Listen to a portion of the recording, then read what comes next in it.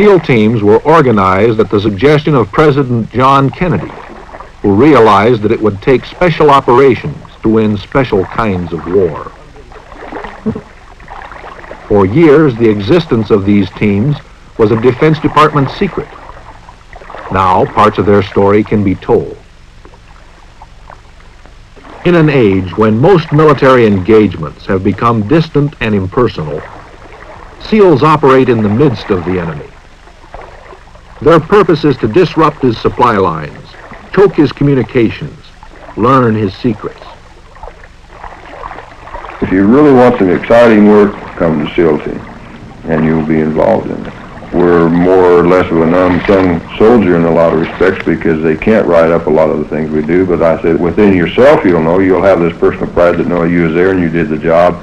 After the war, they'll probably write about it. But if you're in here for just getting the Bronze Star and your name on the front page, no, you won't, because they don't put our name on the front page. Well, you'll know within yourself, you'll know what your buddies have done, you'll know our record, and you'll know what a great unit we are. You'll be there.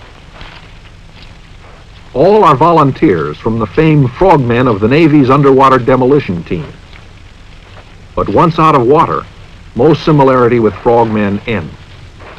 We are basically an intelligence gathering unit. We gather every bit of information that's possible, whether it be a small piece of paper with some Vietnamese writing on it, or trails, boat traffic, anything that might be of real significant value to your intelligence officer when you get back.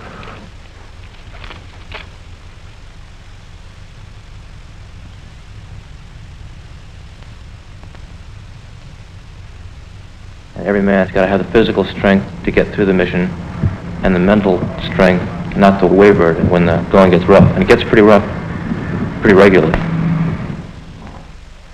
You've got to want it inside of here, gentlemen. I told you that. We throw things at you rather fast. You've got to react immediately. Because later on, if you don't react immediately, you will be a casualty. And you're doing us no good. We have to put you in an old pine box because you didn't use your noodle. You'll be exposed to pain and punishment and other little devices that we'll think of for one reason and one reason only. To make you the type of person we need to get the job done, no matter what the job is.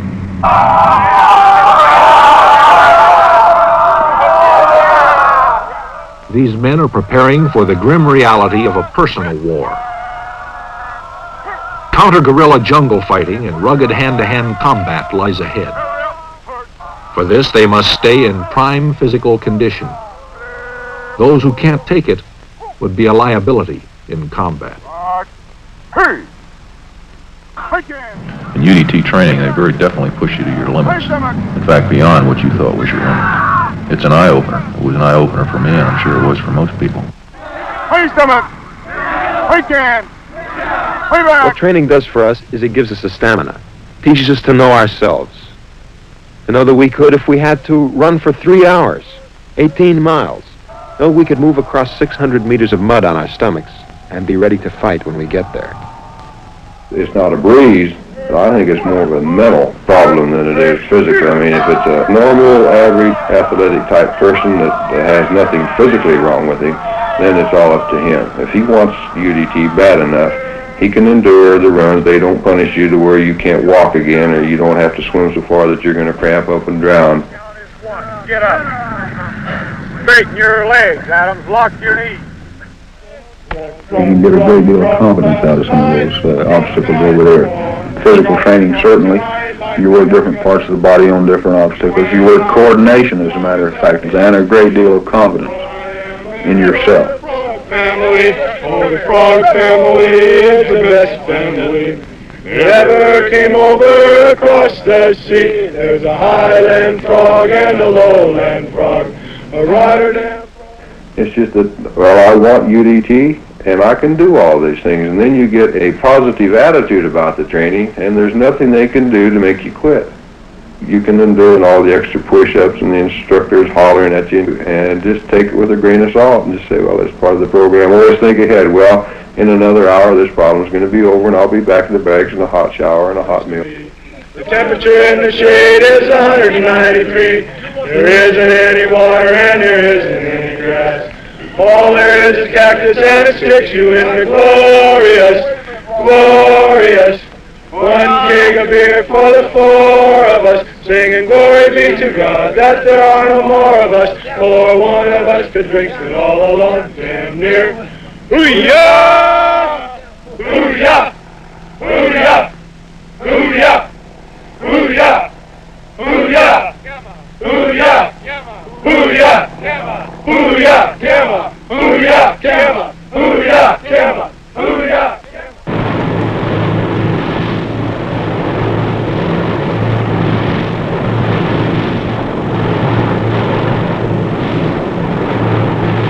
SEALs are specialists in being where they are least expected.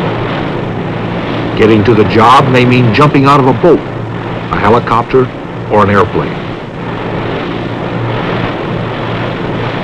You have to want this type duty in order to survive this training.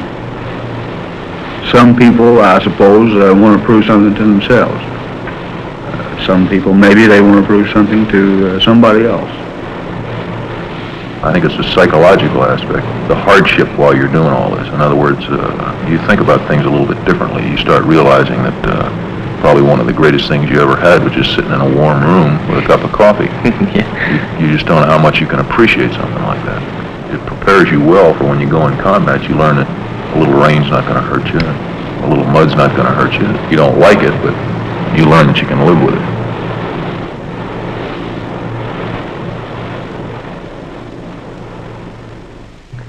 Okay, this morning, gentlemen, we're going to take up what is known in the teams as an Emerson scuba rig.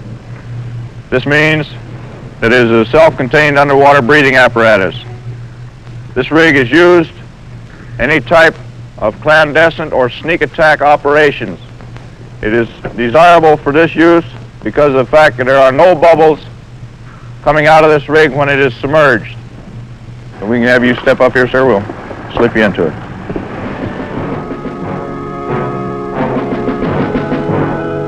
SEALs must be able to turn off physical discomfort, but their minds must be in top working order. Few jobs in the Navy require more mature judgments to be made almost instantaneously. In a combat zone, these decisions can mean the difference between the success and failure of a mission, between life and death.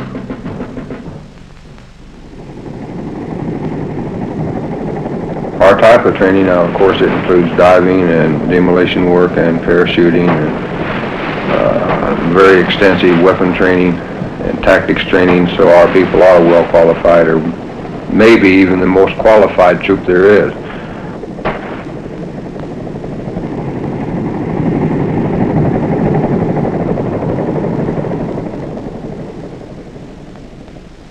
Stand in the door. What are you? Close it up tight. Close it up tight. Go. Get up and out. Get up and out. Get up and out. Get up and out.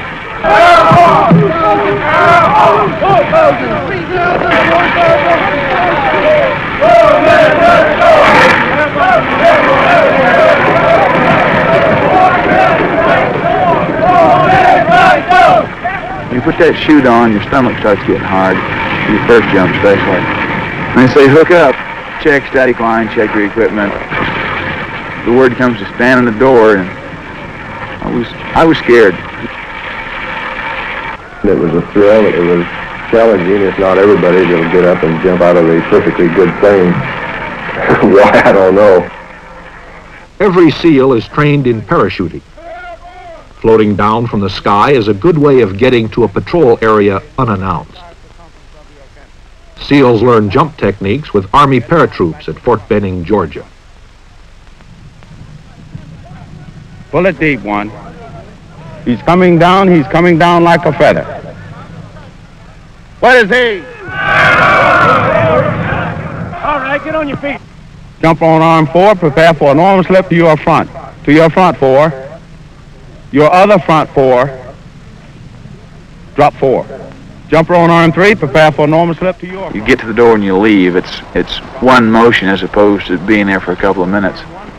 You exit, you can feel the chute coming out of the bag off my back, the pack. Then there's a prop blast hits the chute, you can really feel the tug. You look up if your risers aren't crossed. If they're crossed, you've got to uncross them by pulling them apart.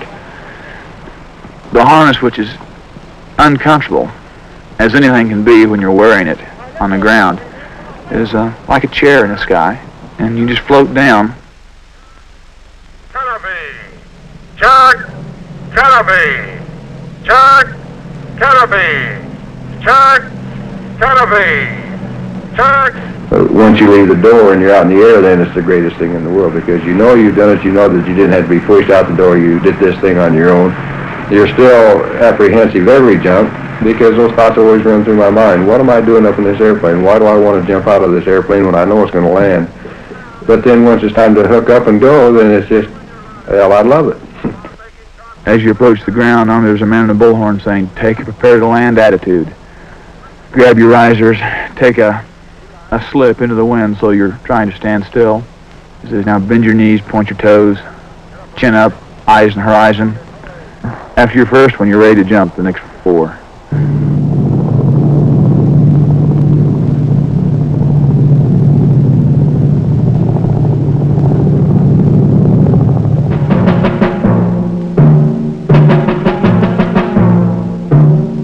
The SEALs call this halo, high altitude, low opening. For SEALs, a means of silent entry to the enemy's territory.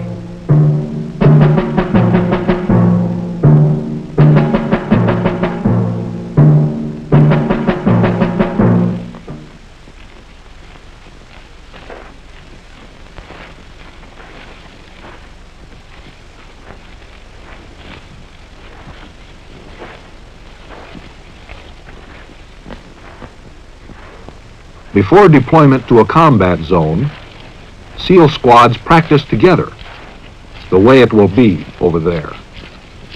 You never say anything on patrol. From the time you leave that boat, or the helicopter, or however you're getting inserted, to the time you get back, you don't even open your mouth.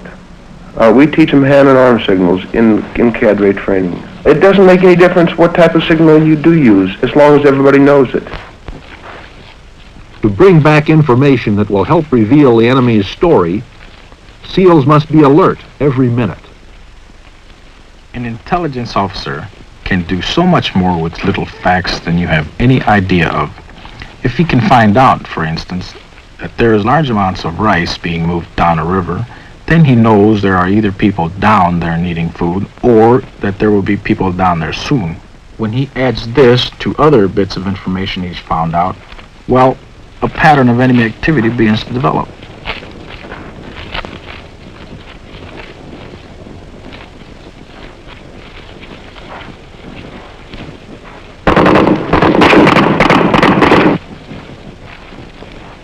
All the techniques they have learned are brought to bear in this realistic training. As individuals, they learn to function together. They become a team.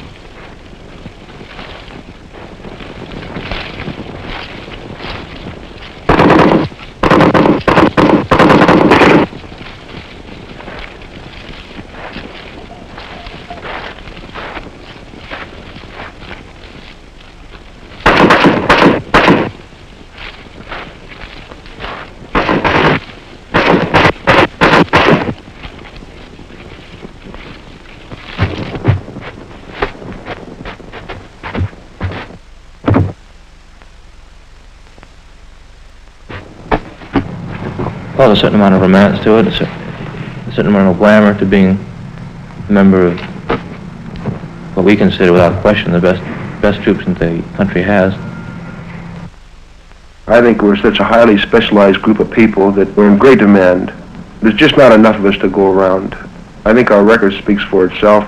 70 or 80 Bronze Stars and numerous Purple Hearts and Silver Stars, a couple of those, and Legion of Merits, and the awards have been just numerous. As far as I'm concerned, each and every one of them are highly deserved, and I think it comes from teamwork, togetherness. The thing that motivates a lot of people is that, again, it is a challenge to a young man. It is, we feel and we are proud of the fact that we're one of the most highly trained, efficient, small units that there is in any service. And I think it's the pride factor that motivates kids to volunteer for SEAL Team, is just knowing that they're going to be in one of the most elite specialized trained units there is. Now, this is my own personal feeling. That's the reason why I stay in it. I have another 8 years in the Navy, and I'm going to spend it in SEAL Team.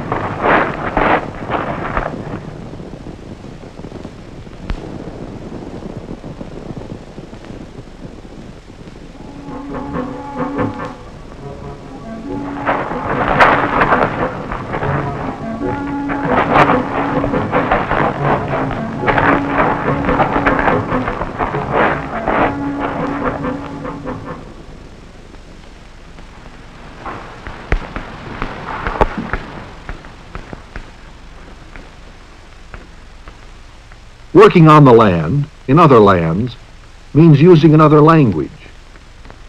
For men who go to Southeast Asia, the Vietnamese language is a necessity. Nay chúng ta sắp học xong tiếng Việt.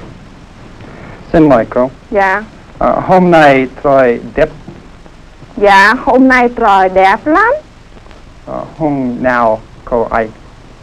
Dạ, hướng đông có nhiều mây đen. Hôm nay trời sẽ... Well, our primary job is to gather intelligence. We don't go in to kill Charlie, we go in to capture him.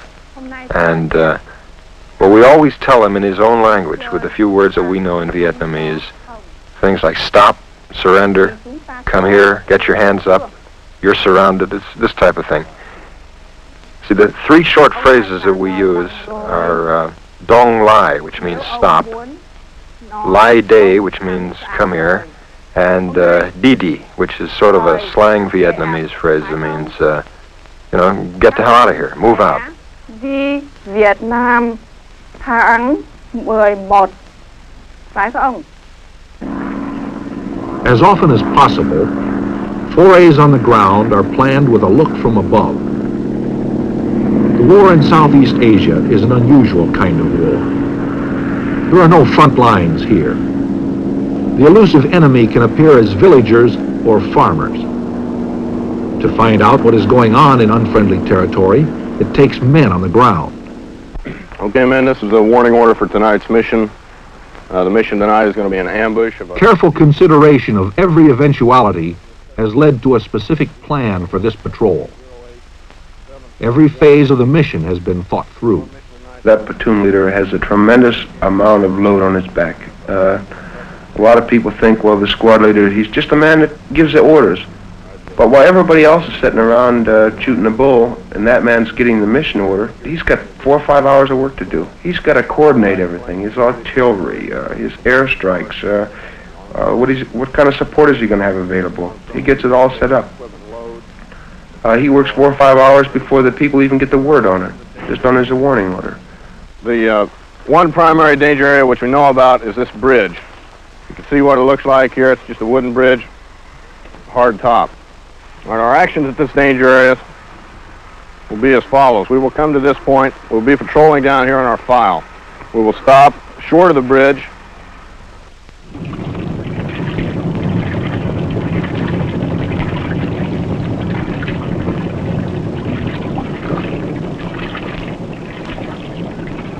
We have the capabilities of being inserted from everything from submarines to fixed-wing aircraft, but essentially the terrain is going to tell you whether or not you're going to use a helicopter or a PBR. Most of the men feel that the name SEAL Team is what carries your real reward. You can give a medal out for 50-60% of the missions we go on. Since you can't have that many medals, the value of being a SEAL, I think, is what they're really concerned with. The actual medal they present to you at the end of a tour is more of a token value, I think.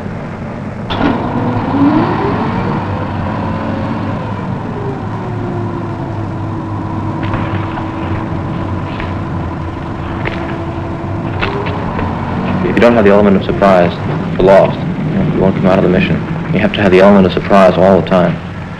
As soon as you're compromised, as soon as they know you're there, you're in trouble and you have to be on the way out. If you've got a long way to go, in a particularly hostile area, you won't make it out.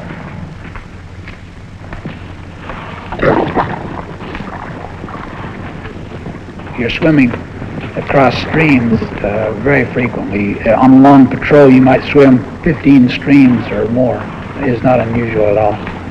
And these will range anywhere from a few feet to maybe 50 yards. This is carrying all of your weapons and ammunition, and it can become somewhat of a trouble, especially for radioman or machine gunner. But there's quite a few guys that like the element of danger, the element of surprise. In fact, the only thing that really limits us is the imagination on the part of the people that assign us targets. The philosophy I use is there isn't an impossible mission, really.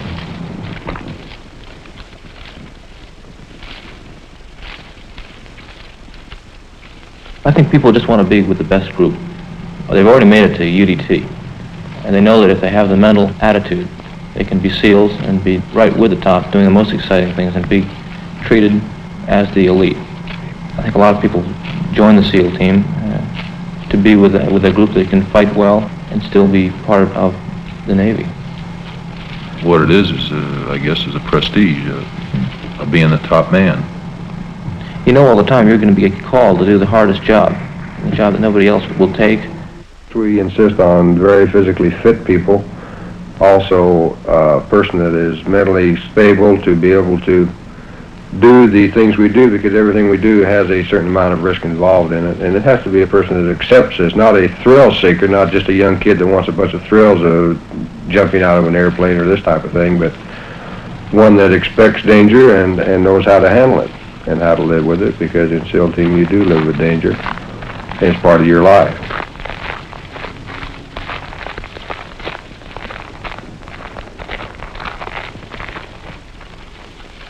In Vietnam, SEALs have learned that prisoners are a good source of information on the enemy's situation and intentions.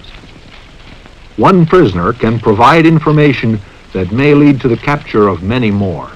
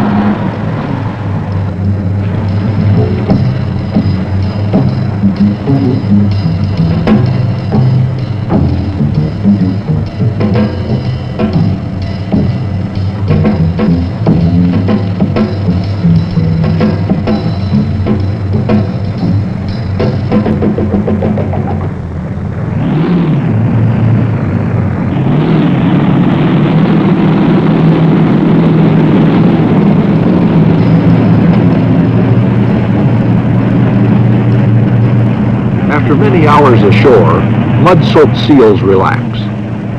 New information will be pieced together with existing intelligence, the pattern of enemy activity brought up to date.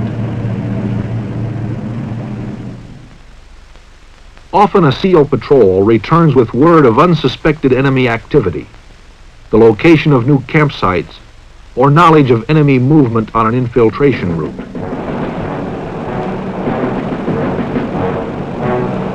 Troops are alerted. Boatloads move up the river to strike back.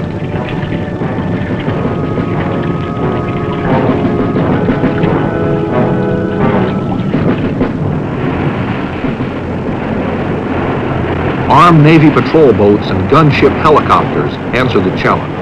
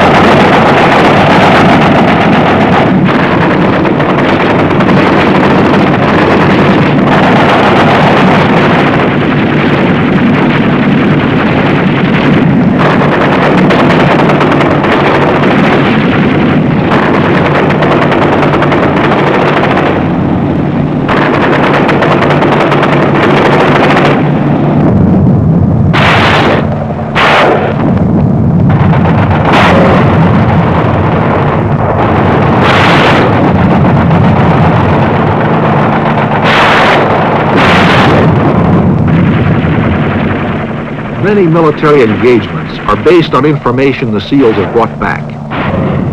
Continuing the tradition of bold men who go behind the enemy's lines, SEALs work, as they say, in Charlie's backyard. Their success depends on their being where they are not expected.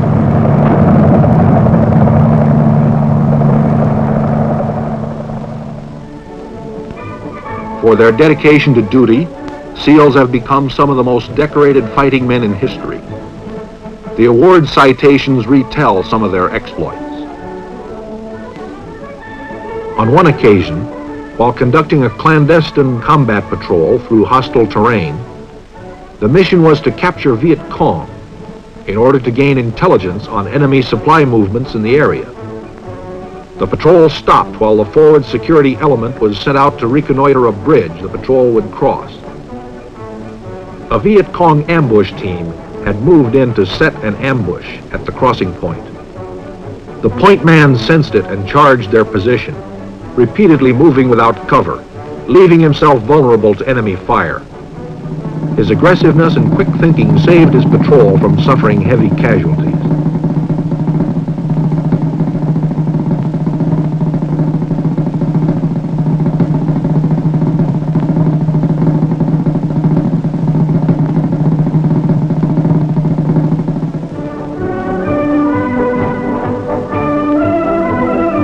Ribbons and medals represent the accomplishment of exceptional deeds. But awards are not the reason for performance in combat. What these men are and what they represent has sustained them and given them their purpose.